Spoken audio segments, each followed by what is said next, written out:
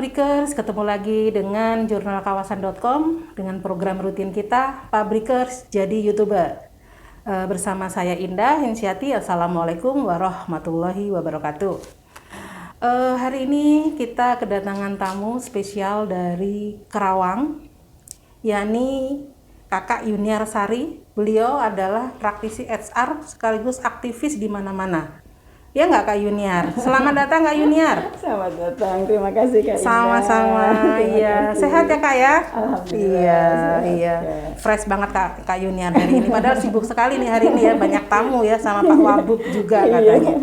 Iya luar biasa. Kak, kita kan ada di kawasan industri nih ceritanya ya. Ada Cikarang di daerah kita gitu ya, ada Bekasi, ada Karawang, ada Purwakarta, ada Subang, Cirebon, sudah ke timur gitu ya.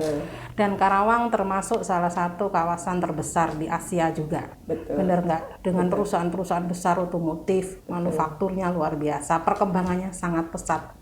Gimana nih Kak perkembangan industri di Karawang saat ini? Ya, kebetulan saya juga member Apindo Karawang, juga divisi pelatihan. Kalau dari data Apindo Karawang sendiri, memang di Karawang itu ada sekitar 1.800-an perusahaan sebenarnya ya.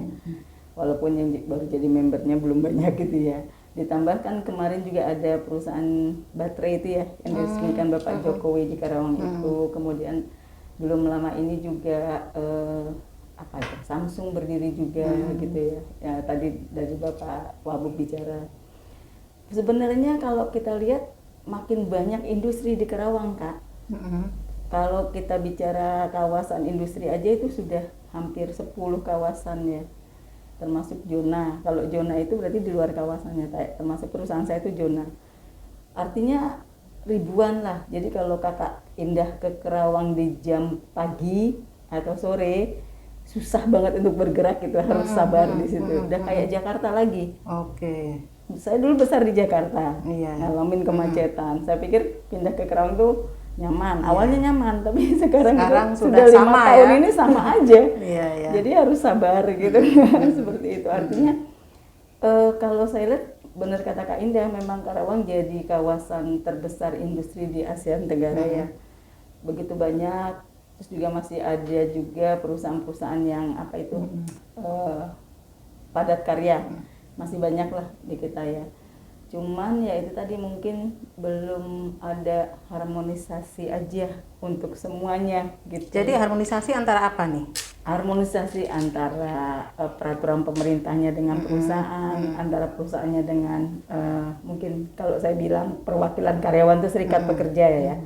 Artinya harmonisasi 3 itu saya rasa belum maksimal gitu. Dengan masyarakat sekitar juga belum ya? Dengan masyarakat juga sama, maaf, terima kasih 4 itu. Mungkin Kakak sudah dengar banyak ya. Benar. Mungkin ini industrialisasinya itu daerah yang nggak siap masyarakatnya kita gitu. Kadang seperti itu ya, belum siap. Kita ada industri besar yang berlevel multinasional seperti itu ya. Betul. Dan ini saya pikir berproses Kak. Bener nggak? Betul banget. Pendewasaan itu memang berproses, dan itu peran dari perusahaan sendiri, peran pemerintah yang memang sudah harus mau benar-benar peduli dengan itu. Dan yang memang di sana memang yang selama ini banyak dikenal ya banyak LSM juga ya Kak ya di Karawang. Banyak, lebih dari 100 Kak. Kalau datanya 100. Sih hampir 170 katanya. Iya. Jadi saya ngedata-data ya. Jadi bank data ya. Jadi bank data. Nah ini harmonisasi ini supaya bisa terbentuk dengan baik menurut Kak Yuni gimana? Andai ya. Saya kadang-kadang berandai-andai ya. Jadi alhamdulillah kalau saya di zona awal saya saya 2002 di perusahaan saya sekarang ini. Itu awal saya juga menghadapi konflik dengan lingkungan yang utama itu, kemudian dengan karyawannya sendiri, kemudian juga menyesuaikan dengan peraturan pemerintah yang kadang cepat berubah juga gitu ya. Terus jadi perusahaan baru bikin ini udah ada peraturan baru, gitu. Jadi kita harus ngikutin ya. Itu agak andai pihak-pihak itu bisa duduk bersama dengan mengosongkan semua egonya gitu ya. Artinya sama-sama bawa gelas kosong semua, kemudian sama-sama saling mengisi, mungkin minumannya jadi enak gitu. Mungkin ada yang bawa gelasnya, ada yang bawa air putihnya, ada yang bawa sirupnya, ada yang bawa nata de coconya gitu ya. Jadi saya kira nanti jadi kayak ada bawa es batunya lah. Artinya jadi sirup yang segar gitu loh Kak, menurut saya. Tapi kayaknya tidak mudah itu ya. Saya sih tetap optimis akan terjadi karena beberapa hari ini di Karawang pun pemerintah Karawang ya, terutama Pak Wabub itu lagi rajin mengunjungi komunitas HR ya, kemudian beliau mengajak bicara, kemudian mungkin dari Bu Bupatinya juga mengunjungi serikatnya. Jadi ini seperti saya lihat yang satu mendekati HR, yang satu mendekati serikatnya. Kemudian semoga sih bisa jadi bicara. Kasus kemarin juga LSM itu Pak Wabub kalau nggak salah memang turun karena ada yang meninggal itu juga ya, heboh banget. Sempat heboh ya waktu itu di Karawang banget, ya. Karena ada korban ya. Itu pas waktunya dengan programnya apa itu unjuk rasanya serikat, tiba-tiba ada itu. Jadi tumpang tindih hari itu panas banget deh di Karawang. Jadi semua takut keluar kayaknya. Akhirnya solusinya gimana tuh Kak waktu itu? Kalau akhirnya bisa tenang gitu, bisa tenang kembali gitu. Sampai Bupati turun atau bagaimana? Yang jelas sih kalau masalah kerusuhan LSM itu yang saya dengar dari teman-teman saya itu Pak Kapolres saat itu Pak Aldi, kan sudah ganti. Saat itu Pak Aldi itu beliau mengumpulkan semua ketua LSM besar di Karawang. Kemudian mengajak duduk bersama membahas itu. Jadi artinya bisa dimusyawarahkan gitu ya. Kalau masalah kemarin sempat tertunda akhirnya tuh demo agendanya serikat itu tertunda ya. Saya sih nggak ngerti apa akan dilanjut agendanya atau enggak, tetapi untuk sementara waktu jadi tentrem gitu. Sementara ini jadi tentrem gitu Kak. Jadi di sana peran LSM luar biasa besar ya, mempengaruhi sampai sebesar itu di kalangan perusahaan-perusahaan ya kayak gitu. Betul. Nah, dibanding Cikarang, dulu Cikarang banyak, tapi sekarang ternyata lebih banyak dari Karawang gitu ya. Nah, bagaimana peran forum HR nih untuk menyikapi hal-hal seperti ini nih Kak? Ini jadi bahan diskusi kami semua ya di semua grup HR saya rasa ya. Jadi kan kemarin juga kita baru tahu ada perda yang mengizinkan pendirian ormas ya. Ormas artinya dengan perda itu minimal 10 orang pun bisa mendirikan ormas gitu ya. Nah ini yang jadi topik pembincangan kami juga lah, kalau perda ini memang ada semua lebih orang mudah bisa. Ya. Itu sih saya rasa jadi mungkin harusnya ada pembatasan dulu. Itu dulu pembatasan. Jadi 10 orang sudah bisa bikin minimal ormas ya, minimal 10 aja bisa bikin organisasi Kak. Yang penting kan ada ketua, sekretaris, bendahara kan, organisasi itu Kak. Anggarannya nanti cari gitu ya. Anggarannya nanti yang penting berdiri dulu gitu. Penting berdiri dulu. Ya, akhirnya kan namanya lebih banyakkan ormas daripada forum HR ya, padahal di sana banyak perusahaan. Nah, sekarang untuk Serikat Pekerja sendiri bagaimana perannya nih Kak? Serikat Pekerja di Karawang itu saya mendapat informasi dari teman-teman juga banyak Kak. Jadi banyak mendirikan ya. Misalnya dulunya adanya SPSI ini pecah ya kan, dari yang metal lah apa, kemudian ada, maaf saya jadi menyebut nama ya supaya clear aja, ada Kasbi dan ada aliansi semua ya. Artinya ya tadi balik ke peraturan tadi, karena minimal 10 orang bisa mendirikan satu organisasi, artinya misalkan saya punya ambisi tertentu, saya punya punya tujuan tertentu, saya rangkul 10 orang, kemudian dengan peraturan itu saya bikin organisasi ya. Artinya ya karena peraturan yang mengizinkan itulah orang dengan mudah mendirikan apapun ya, mendirikan organisasi apapun gitu loh. Termasuk Serikat Pekerja tadi ya? Termasuk itu, betul. Iya. Nah ini PR banyak nih ya, PR mas pemerintah juga, yang bikin pemerintah, sekarang yang repot pemerintah juga, karena nggak blunder jadinya. Betul. Itu sempat disampaikan ke pemerintah tuh Kak? Kalau di forum kan, di forum-forum HR itu kan ada ketuanya, otomatis pembicaraan itu kan mungkin disampaikan juga, plus di Apindo juga itu dibahas juga, dan ketua Apindo pasti menyampaikan juga ke pemerintah setempat ya, tetapi ya untuk respon baliknya kita nggak tahu gitu kan, karena selesai saya pembicaraannya seperti itu kayak gitu. Iya. Nah, sekarang hubungan antara forum HR dengan serikat pekerja di sana nih ya. Tadi udah dengan LSM seperti itu ya. Itu kan di luar perusahaan, ya kan? Otomatis di luar perusahaan. Nah, untuk serikat pekerja yang notabene satu perusahaan, pastinya mereka akan selalu ketemu, ini gimana Kak? Untuk harmonisasi hubungan di antara keduanya di luar pemerintah, selama ini yang sudah dijalin seperti apa? Kalau kalau HR kan suka kumpul atau sharing di sana ya, artinya sampai hari ini sih saya melihat sudah banyak teman-teman HR yang sudah profesional ya, artinya sudah bisa bagaimana duduk bersama dengan teman-teman serikat itu ya.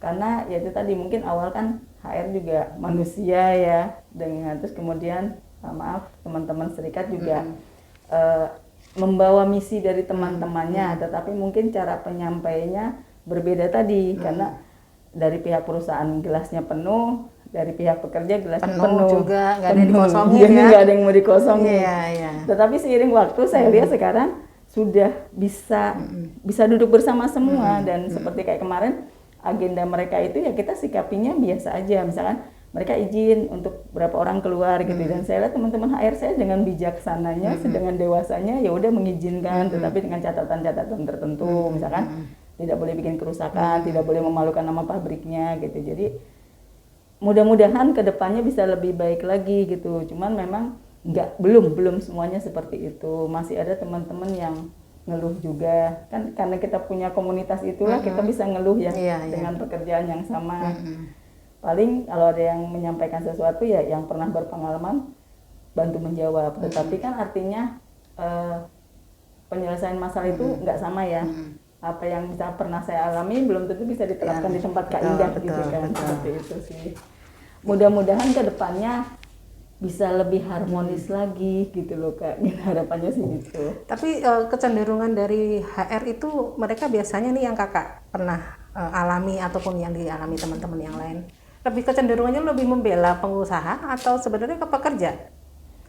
Kecenderungan ya, ini bukan mengklaim oh pasti ke pengusaha, oh pasti ke pekerja. Ini biasanya itu bagaimana kalau di lapangan tuh Kak? Kayak jujur aja HR pasti ngebela manajemen ya. Perusahaan ya maksudnya ya? Perusahaan pasti.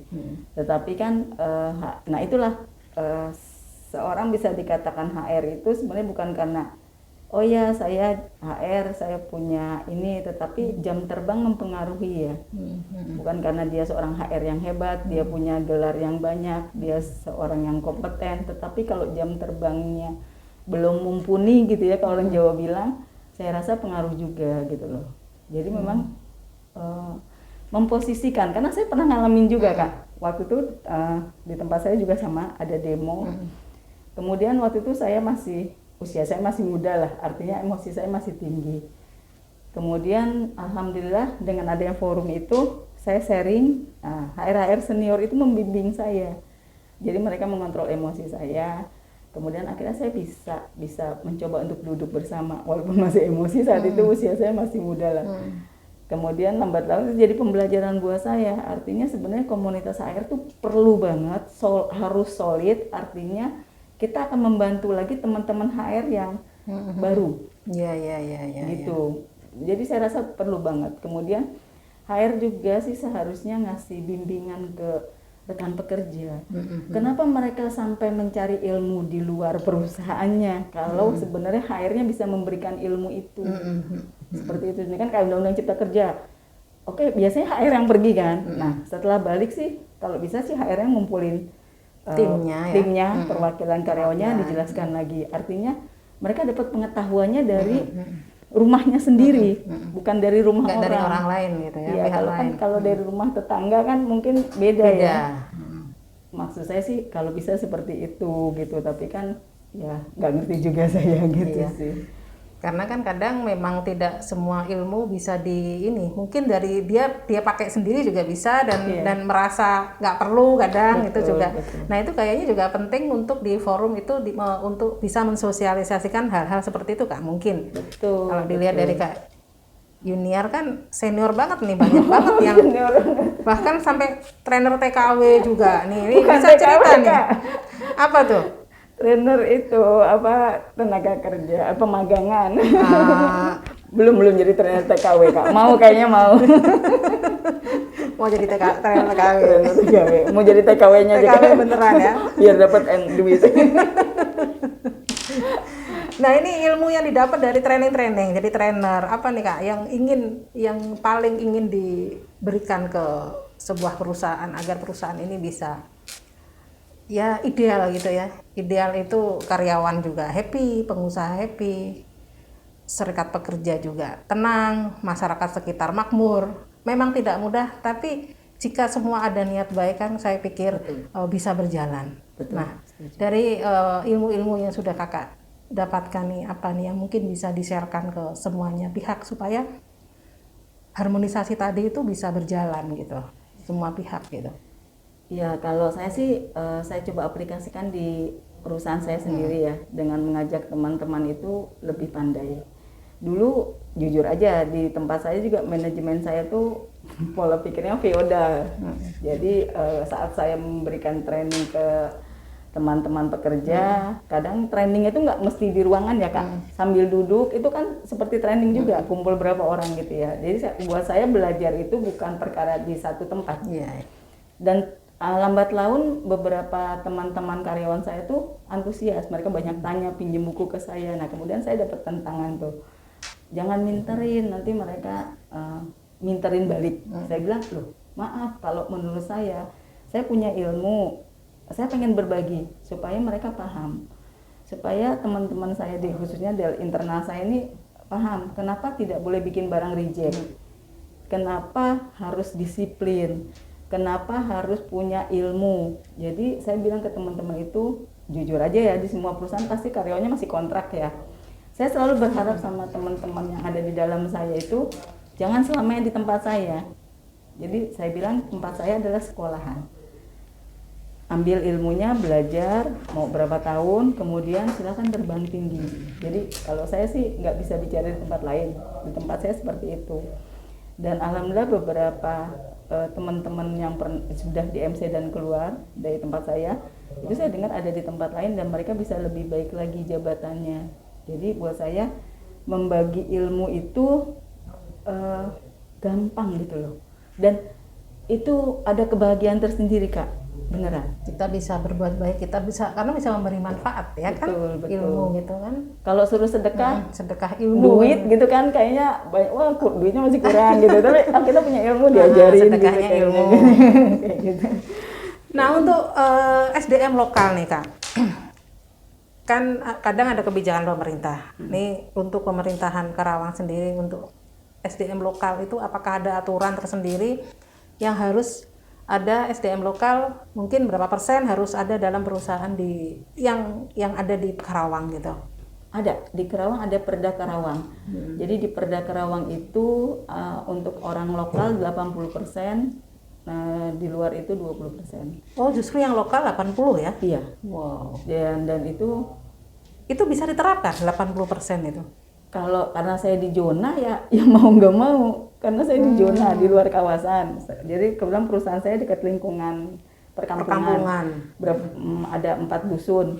Jadi mau setiap penerimaan ya 80% terpenuhi karena kepala desanya atau lurahnya suka sidak.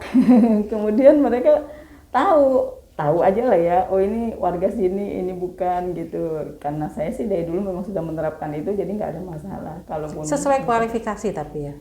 Harus. Kalau nggak sesuai kualifikasi, 80% itu misalkan tidak terpenuhi gimana biasanya? Kalau ya makanya jadi kalau saat di tempat saya kalau ada penerimaan itu jujur aja ya, dulu tuh riweuh gitu ya Kak ya. Butuhnya berapa? Butuhnya 20 yang datang 100. Bener Kak? Sampai kayak culun saya gitu bikin tes gitu kan. Nah, akhirnya dari situ saya belajar, kemudian saya rangkul tokoh di situ. Kemudian saya sampaikan, pokoknya kalau di tempat saya ada penerimaan, saya minta dipandu di sana. Kriterianya seperti ini. Jadi begitu ada penerimaan, saya sebutin kriterianya dulu. Termasuk pas ada pandemi, saya sebutin harus sudah punya sertifikat vaksin, sudah divaksin, punya aplikasi Peduli Lindungi. Itu saya sampaikan ke tokohnya.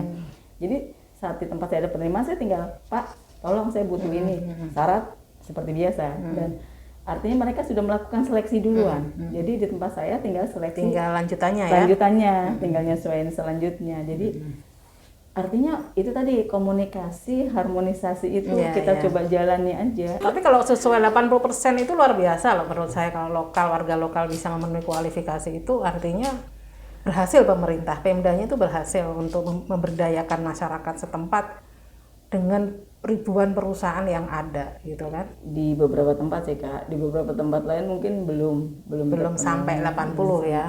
Karena itu tadi kualifikasi, balik ke kualifikasi gitu Kak. Nah ini untuk pendatang-pendatang di tahun 2022 nih, kalau boleh ada bocoran nih Kak, kira-kira perusahaan mana aja nih yang perusahaan besar nih yang mau datang ke Karawang nih kira-kira?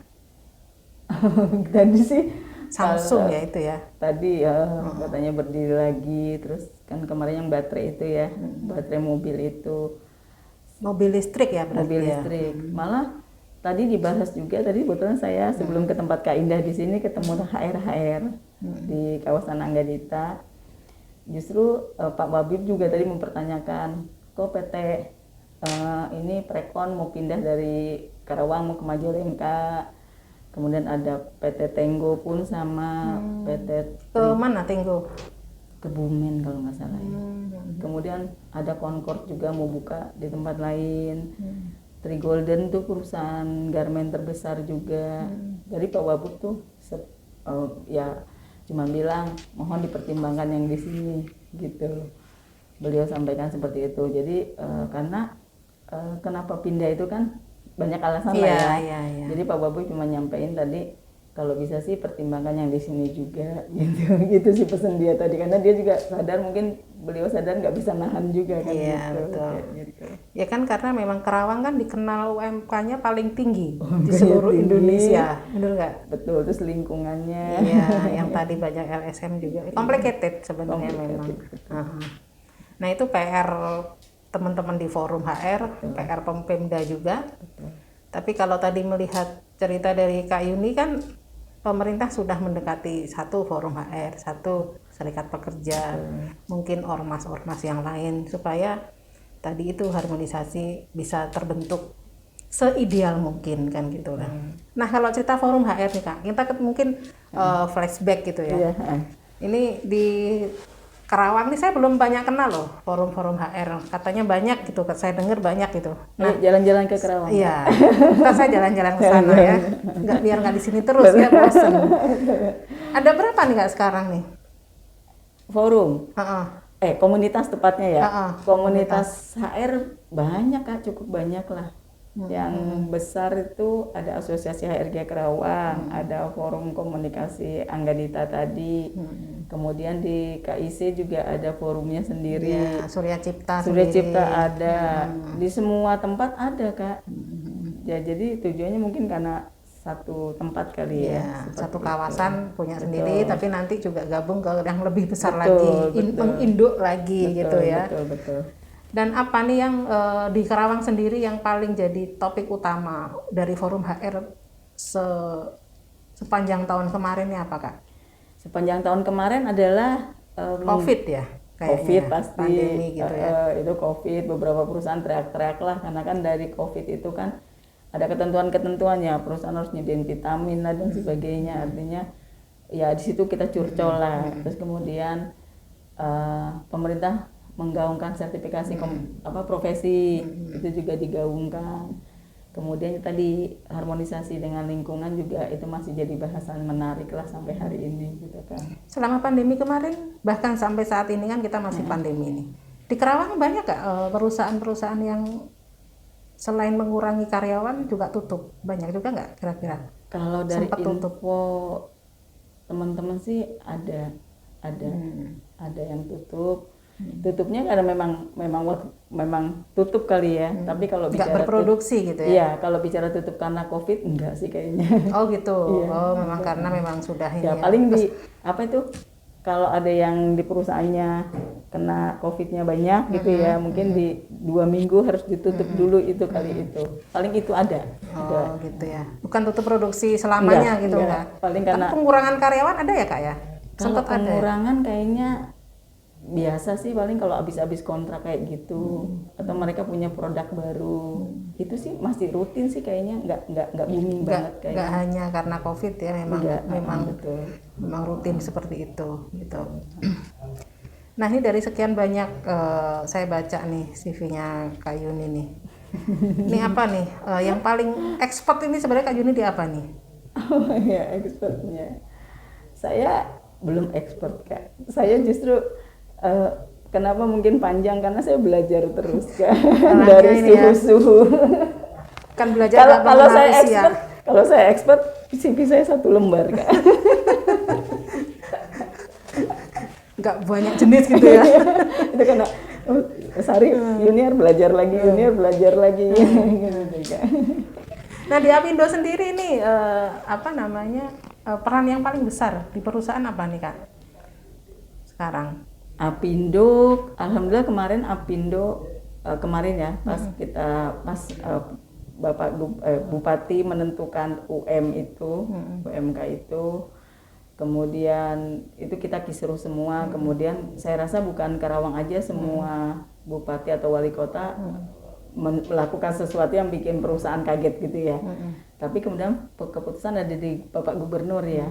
Kemudian kita berharap cemas, kemudian saat Bapak Gubernur mengeluarkan peraturan, kemudian ada peraturan lagi, ya artinya kemarin sih dari Apindo berjuang ya timnya, tim pengupahannya berjuang.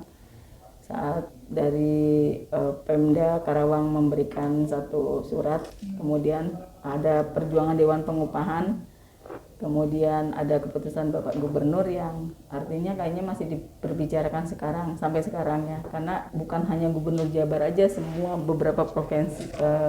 Jadi semua ya, di PT UN kan ya? Katanya gitu ya. Kalau dilihat di semua koran jadi kayak gitu ya. Itu masalahnya apa Pak? Yang krusial itu Kak sebenarnya? Ya, jadi kan kemarin kalau menurut aturan tuh upah katanya naik 0,5% dari UMP untuk yang pekerja di bawah 1 tahun. Untuk yang di atas 1 tahun tuh kan kalau di Jawa Barat itu antara 3,7 sampai 5%. Ya itu sih kalau bicara perusahaan-perusahaan yang belum bisa memahami itu, karena beberapa perusahaan kan sebenarnya sudah punya struktur upah. Struktur upah, dan saya rasa sebenarnya struktur upah itu kan sudah ditentukan oleh pimpinannya. Artinya tahun ke tahun mereka sudah punya ketentuan penaikan. Jadi mungkin ketentuan dari pemerintah mungkin adalah hanya acuan aja ya. Apa mungkin ketentuannya itu terlalu tinggi, kan itu beberapa perusahaan aja sih ya. Seperti itu gitu. Karena kan memang di masa pandemi kemarin kan memang kondisinya perusahaan juga pada seperti ini gitu ya, pada tidak kondusif gitu ya. Produksi juga banyak berkurang, apalagi pembeli. Jadi mereka tidak ada marketnya, sudah pada ini dulu, tiarap dulu gitu kan. Ditambah ekspor gitu. Ditambah kan kita nyediain banyak biaya selama pandemi itu kan, perusahaan kan banyak banget biaya yang harus kita keluarkan. Oh iya, benar. Banyak. Terus kemudian kalau ada karyawan yang COVID juga kan kita ngebiayai juga. Gitu. Jadi malah double, padahal produksi nggak jalan, tapi biaya yang dikeluarkan lebih banyak. Betul. Jadi mungkin ini yang jadi pola pikir pengusaha tentang kenaikan yang seperti itu. Kayak gitu sih. Oke. Baik. Kak Yuni, ngobrolnya sangat asik sebenarnya. Nah ini untuk saya tuh terbiasa closing closing statement. Closing statement. Untuk teman-teman HR di Karawang dan sekitarnya, mungkin di semuanya gitu ya. Harapan-harapan dari Kak Yuni sebagai, saya anggap senior lah Kak Yuni di sini. Jangan gitu dong. Ya. jangan. Suka berbagi ilmu gitu kan. Bener nggak Pak Briker, suka berbagi ilmu? Karena nggak ada yang bisa dibagi. Mau ngebagi duit nanti sayanya nggak bisa keluar ya. Jadi ilmu aja dibagi, kan ilmunya banyak dibagi-bagi gitu ya Kak ya. Nah apa sih sebenarnya yang ingin dibagi Kakak? Yang paling Kakak inginkan bisa dibagi ke teman-teman di perusahaan gitu. Karena karyawan semua kan, HR itu kan membawahi semuanya, semua divisi gitu ya Kak ya. Apa nih Kak? Silahkan Kak. Ya, maaf ya, saya masih junior nih, Kak Indah aja nih. Ya, jadi kalau sepengalaman saya sebagai seorang praktisi HR yang masih baru juga, Mungkin komunikasi sama koordinasi deh kata kuncinya kita sebagai HR. Itu sih kalau pengalaman saya. Jadi saya pikir itu bukan hanya di pabrik ya, di rumah tangga dengan lingkungan, kan kata kuncinya komunikasi sama koordinasi betul, aja. betul. Itu aja sih pengalaman saya mah. Mudah-mudahan grup-grup HR yang ada bisa lebih kompeten lagi, kemudian bisa lebih, dan saya bangga gitu dengan seiring waktu dari saya pertama jadi HR sampai sekarang perkembangannya luar biasa. Kedewasaan teman-teman HR tuh Pertama kali jadi HR keren-keren. tahun berapa, Kak? 2002. Oh, berarti sudah hampir 20 tahun ya. Iya iya, masih baru Kak. 2 dekade. Malu deh. Karena kan tidak hanya terkenal di Karawang, di Cikarang, di Bekasi. Kalau saya lihat teman-teman HR itu, waduh Kak Yuni senior saya, waduh Kayak gitu. artis dangdut. Artinya nama baiknya sudah terkenal di mana-mana. Amin, Kan amin, alhamdulillah amin, berarti karena suka alhamdulillah. berbagi. Oke, terima kasih Kak Yuni Terima atas kasih, Kak kedatangannya, Indah. berbaginya dengan teman-teman HR Karawang. Terima Salam kasih. saya untuk rekan-rekan kapan-kapan Amin, insya Allah amin, kita insya Allah. sowan ke Ditunggu, sana. Kak. Boleh Baik, ditunggu. terima kasih. Terima kasih. Oke, Publikers, kita akhiri program kita hari ini. Jangan lupa like, subscribe, dan share program kita Publikers jadi YouTuber. Terima kasih. Assalamualaikum warahmatullahi wabarakatuh. Assalamualaikum warahmatullahi wabarakatuh.